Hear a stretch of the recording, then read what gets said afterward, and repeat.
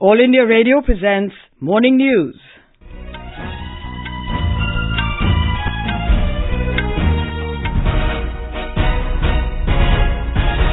Good morning, I'm Gunmala Kapoor. The headlines.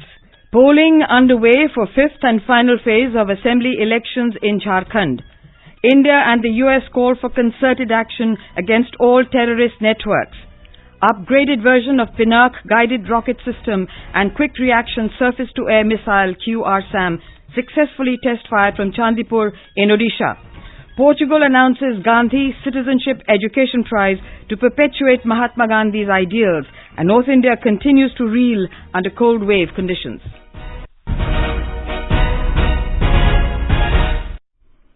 Polling is underway for the fifth and final phase of assembly elections in Jharkhand. Voting is taking place for 16 constituencies spread over Sahibganj, Pakur, Dumka, Jamtara, Deoghar and Goda districts of the Santhal Pargana region in this phase. Polling in the 5 Nakshal-infested assembly segments of Bodio, Barhet, Litipada, Maheshpur and Sikaripada will be held between 7 a.m. and 3 p.m. In the remaining 11 seats, voting will continue till 5 p.m. Prominent candidates are Jharkhand ministers Luis Marandi and Randhir Singh, JMM leader Hemant Soren, Congress leader Alamgir Alam and Pradeep Yadav of the Jharkhand Vikas Morcha.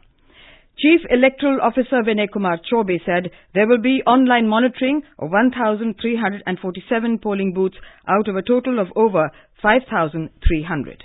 The last phase of Jharkhand Assembly election, today 16 assembly segments are going to the poll across 6 districts and 236 candidates are in the fray. And 40.05 lakh electors will decide the fate of these candidates, for which we have made 5,389 polling stations. The polling has commenced at all the locations. There has been adequate arrangements of the security so that the electors should come out in large numbers and exercise their franchise. Now we go over live to our correspondent for the latest update. KK Lal, where are you right now, and have people started to come out to cast their votes?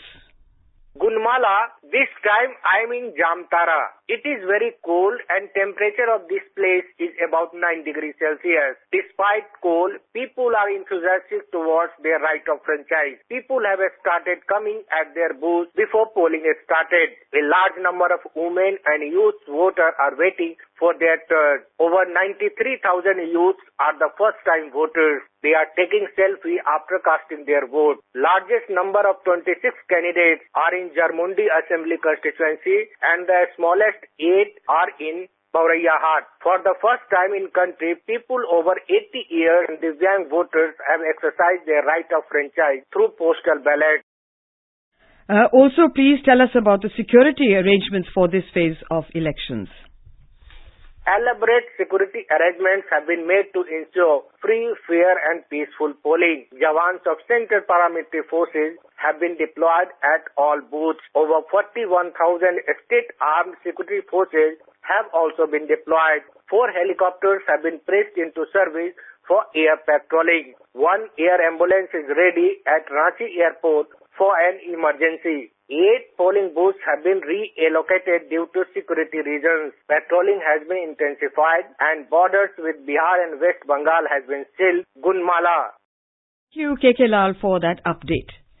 Prime Minister Narendra Modi has urged people to exercise their franchise in the final phase of the Jharkhand elections. In a tweet, Mr. Modi asked people to participate in this festival of democracy and to vote in record numbers.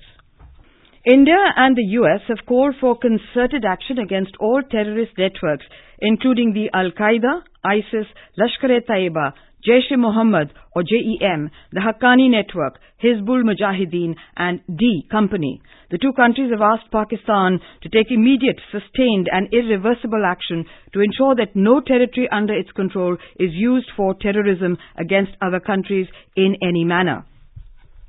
In a joint statement issued after the second India-US 2+2 ministerial dialogue, the 2 nations also asked Pakistan to arrest and prosecute the perpetrators of cross-border terrorist attacks, including the 26/11 Mumbai and the Pathankot attacks. India appreciated US support at the United Nations for terrorist designations, including of JEM leader Masood Azhar. The United States welcomed changes in Indian law that will facilitate further cooperation on terrorism designations. Defense Minister Rajnath Singh and External Affairs Minister S. Jaishankar from the Indian side and U.S. Secretary of State Michael Pompeo and Secretary of Defense Mark T. Esper held this meeting in Washington, D.C. A report.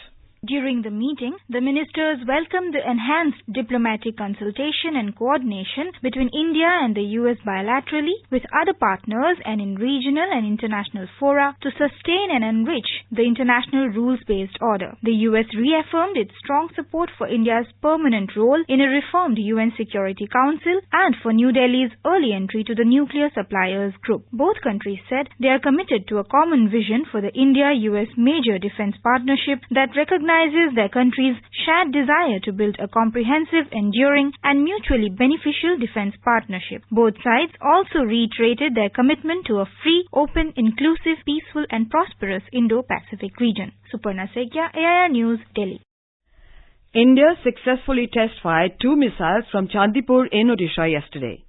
The upgraded version of the Pinaka guided rocket system was test-fired from the DRDO's Proof and Experimental Establishment Firing Test Range. The all-weather tracked chassis quick reaction surface-to-air missile QRSAM was tested from a mobile launcher at a launch complex of the Integrated Test Range. More from our correspondent. The indigenously developed Pinaka and QRSAM weapon system test achieved the desired accuracy by hitting the intended target with a high degree of precision and met all mission objectives. QRSAM system can also engage multiple targets within a range of around 25 to 30 kilometers with 2 vehicle configurations for area air defense. The specificity of QRSAM missile is that it intended to defend army formations operating in plains and semi-desert areas, including those enemy missiles that suddenly appear at close range. With the report of S.N. Patnaik from Sambalpur, Sarabjit Kaur, AIR News. The Ministry of Home Affairs has announced that 2 separate union territories of Daman and Diu and Dadra and Nagar Haveli will become a single union territory on January the 26th next year. The Dadra and Nagar Haveli and Daman and Diu Merger of Union Territories Bill 2019 was passed by Parliament in the just concluded winter session. According to a Home Ministry notification, the merged Union Territory will be named Dadra and Nagar Haveli and Daman and Diu. Union Minister State for Home G. Kishan Reddy said that the merger of the 2 union territories is being done for better administration and to check duplication of various works. For quick news updates round the clock, follow us on our Twitter handle at AIR News Alerts. Portuguese Prime Minister Antonio Costa has announced that in order to help perpetuate Mahatma Gandhi's ideals, Portugal will be launching a Gandhi Citizenship Education Prize each year, inspired by his different thoughts and quotes. He said the first edition of this prize will be dedicated to animal welfare, as Mahatma Gandhi had said that the greatness of a nation can be judged by the way its animals are treated. Mr. Antonio Costa was addressing the second meeting of the National Committee for commemoration of the 150th birth anniversary of Mahatma Gandhi at Rashtrapati Bhavan yesterday. Presiding over the meeting, President Ramnath Kovind said there is global reverence for Mahatma Gandhi as the world is realizing that his vision of peace, equality and non-violence are more relevant today. He said Gandhi can show the world the way forward on the issues of strife and climate catastrophe being faced by the world. In his address, Prime Minister Narendra Modi said all citizens need to imbibe Gandhian thought and vision in their lives and to take it ahead in the times to come. Mr. Modi said that the world is today eager to know Mahatma Gandhi and ready to accept him. Union Minister Prakash Javadekar hit out at the Congress and the Aam Aadmi Party, alleging that they are in favour of infiltrators.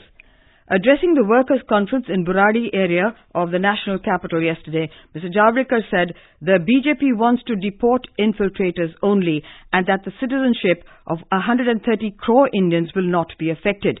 He said the fight is between the people who want the country to develop and those who oppose it.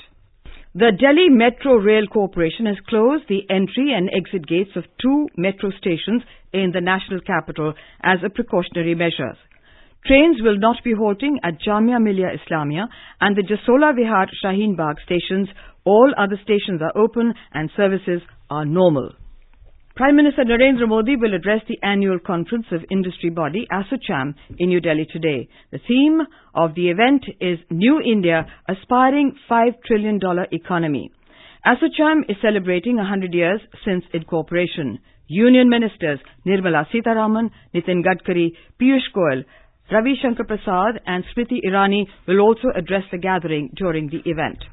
President Ramnath Kovind will arrive at the Rashtrapati Nilayam in Bolaram in Sikandrabad this afternoon on his annual southern sojourn.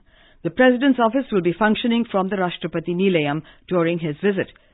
He will be taking part in various programs during this sojourn, including launching a mobile app of the Indian Red Cross Society, the Telangana State Branch in Hyderabad, addressing the 27th annual convocation of Pondicherry University in Pondicherry.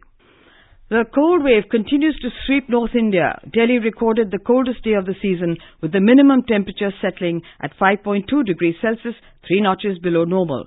The maximum temperature was recorded at 15 degrees Celsius, 7 notches below normal yesterday. Falling temperatures, high humidity and low wind speeds have led to deterioration in air quality, which fell under the severe category. Most parts of Himachal Pradesh witnessed dry and overcast conditions, with Keelong at minus 12 degrees Celsius recording the lowest temperature in the state. The Met Department has predicted heavy rain and snowfall in Himachal during the next 2 days. Shimla and Dalhousie recorded 6.5 degrees Celsius each. In Haryana, Narnaul reeled at 3.5 degrees Celsius, 2 degrees below normal, as the biting cold continued to sweep the state. Fog also reduced visibility in the morning at many places in Punjab and Haryana. The Union Territory of Chandigarh recorded a minimum of 9.9 degrees Celsius. Cold wave conditions also prevailed in Rajasthan, with Vanasthali in Tonk recording the lowest minimum temperature at 4.4 degrees Celsius. In Jammu and Kashmir, Banihal in Ramban and Bhadarwah in Doda district are reeling under sub-zero temperatures. Australian cricketer Pat Cummins emerged as the most expensive buy for a whopping 15.50 crore rupees by Kolkata Knight Riders at the IPL auction. Another Australian, Glenn Maxwell, ended up fetching 10.75 crore rupees, becoming the second most expensive buy. He will represent Kings 11 Punjab in the upcoming 2020 edition. And now for an overview of today's newspapers, it's over to Paul Totten. Thank you, Gunmala. The agitation in several parts of the country over the Citizenship Amendment Act and the National Register of Citizens is highlighted in most papers.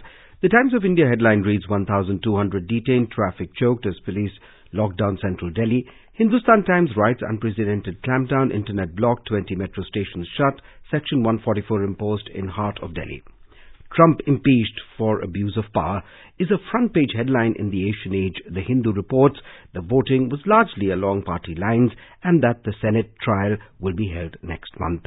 Delhi High Court throws out December 16 convict Pawan Kumar Gupta's plea, claiming he was a juvenile, reports the Hindustan Times.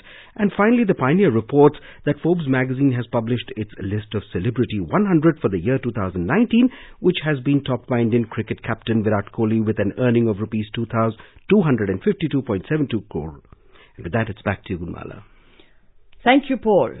And now, before we end the bulletin, the headlines once again. Polling underway for fifth and final phase of assembly elections in Jharkhand. India and the United States call for concerted action against all terrorist networks. Upgraded version of Pinaka guided rocket system and quick reaction surface-to-air missile QRSAM successfully test-fired from Chandipur in Odisha. Portugal announces Gandhi Citizenship Education Prize to perpetuate Mahatma Gandhi's ideals. And North India continues to reel under cold wave conditions. For details of these stories and more, log on to our website www.newsonair.com. And with that we end the morning news. Have a nice day.